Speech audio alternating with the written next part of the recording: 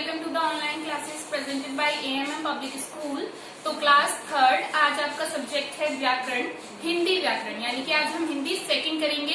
तो आप निकालिए अपनी हिंदी की बुक व्याकरण वसुधा क्लास थर्ड। तो बच्चों आप अपनी बुक का पेज नंबर 5 ओपन करेंगे और पेज नंबर 5 पर आपका पार्ट है 1 भाषा और व्याकरण। तो आज हम लेसन फर्स्ट में भाषा और व्याकरण को जानेंगे कि भाषा और व्याकरण हमारे लिए क्यों जरूरी है। तो भाषा क्या है बच्चों? वह साधन जिसके द्वारा हम अपने भावों तथा विचारों को दूसरों से आदान प्रदान करते हैं, वह भाषा है। जैसे कि आपको किसी से अपनी बात कहनी है या दूसरे की बात यदि कुछ सुननी है तो आप किसके द्वारा करेंगे? अपने मुख से कुछ बोलकर या अपने हाथों से कुछ लिखकर। तो ये जो भाषा है ये एक साधन है जिसके द्वारा हम दूसरों के विचारों को समझते हैं और अपने विचारों को दूसरों को प्रकट करते हैं। यदि भाषा नहीं होगी तो हम कैसे कहेंगे अपनी बात? नहीं कह पाएंगे। तो भाषा एक साधन है जिसके द्वारा हम अपने विचारों और भावों को दूसरों तक पहुंचाते हैं और दूसरों के विचारों को समझते हैं। अब यहाँ पर चित्र दिए गए हैं, जैसे कि यहाँ पर दो बच्चे आपस में बात कर रहे हैं, तो यहाँ ये भी भाषा का एक रूप है।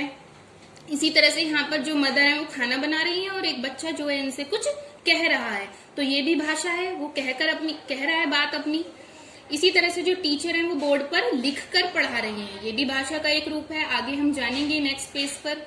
और यहाँ पर जो ये है ट्रैफिक पुलिस, ये इशारा कर कुछ बता रहे हैं, तो ये भी भाषा का ही रूप है।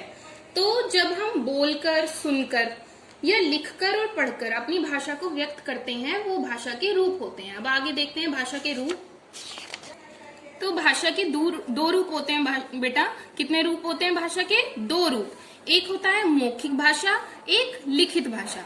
अब मौखिक भाषा क्या है? मौखिक मतलब होता है बोलना या सुनना। मौखिक मतलब जो वर्बली, जो बोला जाए। तो जब हम बोलकर अपनी बात को दूसरों को समझाते हैं तथा दूसरे जो है वो उसे सुनकर, हमारी बात को सुनकर हमारी बात समझ लेते हैं, वो भाषा का मौखिक रूप है। यानी कि बोलना और सुनना भाषा के किस रूप के अंदर आता है? मौखिक रूप के अंदर आता है। मौखिक रूप है बोलना और सुनना। इसी तरह से दूसरा रूप है लिखित रूप, लिखित भाषा। 2 होते हैं, मौखिक और लिखित। तो अब आते हैं लिखित पर। लिखित क्या है? जब हम लिखकर अपनी बात दूसरों को समझाते हैं और दूसरा व्यक्ति उसे पढ़कर हमारी बात समझ पाता है, वह भाषा का कौन सा रूप है? लिखित रूप। वह भाषा का लिखित रूप कहलाता है। जैसे कि आपने पिछले जो पेज था उस पर देखा कि टीचर जो है लिख रही थी, तो वो अपनी जो बात है वो लिखकर प्रकट कर रही हैं। और जो स्टूडेंट्स हैं, जो बच्चे हैं, वो कैसे समझ रहे हैं? जो लिखा हुआ है उसे पढ़कर समझ रहे हैं। तो ये भाषा के लिखित रूप के अंदर आता है। यानी कि लिखना और पढ़ना भाषा के लिखित रूप के अंदर आता है। क्या समझे आप? मौखिक रूप के अंदर आता है बोलना और सुनना, और लिखित रूप के अंदर आता है लिखना और पढ़ना। ये बातें आपको याद रखनी है। अब यहाँ पर कुछ अन्य भाषाओं के बारे में बताया गया है। अन्य भाषाओं के बारे में, जैसे कि भारत के संविधान में 22 भाषाओं को मान्यता दी गई है। भारत के संविधान में कुल 22 भाषाओं को मान्यता दी गई है। जैसे कि पंजाब जो है, जैसे पंजाबी लोग होते हैं, पंजाब के जो लोग होते हैं उनकी मुख्य भाषा होती है पंजाबी। इसी तरह से बंगाल के लोग होते हैं, बंगाल की भाषा होती है बंगाली। महाराष्ट्र के जो लोग होते हैं उनकी भाषा होती है मराठी, मुख्य भाषा होती है ये उनकी। कश्मीर के जो लोग होते हैं उनकी भाषा होती है कश्मीरी। इनके अतिरिक्त तमिलनाडु में तमिल, कर्नाटक में कन्नड़, केरल में मलयालम तथा आंध्र प्रदेश में तेलुगु भाषा बोली जाती है। कुछ राज्यों की यहाँ पे अलग अलग भाषाएं दी गई हैं, तो आपको ध्यान रखना है कि किस राज्य की कौन सी भाषा है।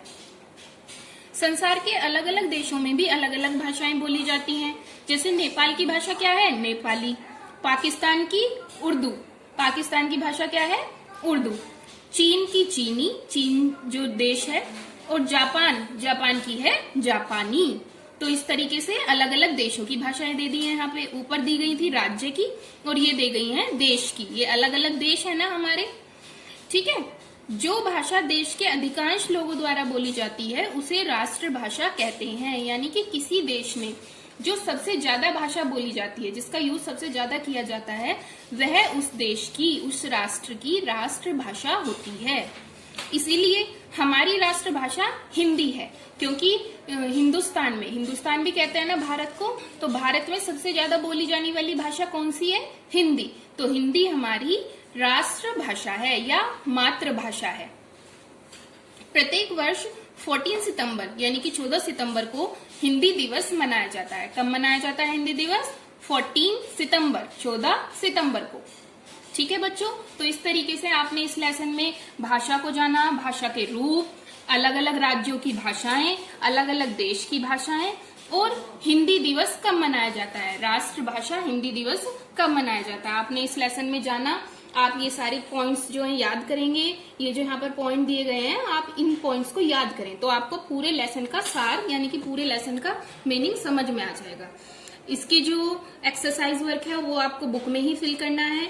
ये मौखिक प्रश्न उत्तर है, ये आपको सिर्फ लर्न करने हैं, अपने लेसन में से पढ़कर कॉपी में नहीं लिखने हैं। जो एक्सरसाइज वर्क है वो बुक में फिल करके फोटोग्राफ आपको सेंड कर दी जाएगी, वो आपको अपनी बुक में फिल करना है। ठीक है बच्चों, नेक्स्ट क्लास में मिलते हैं नेक्स्ट चैप्टर के साथ। Thank you.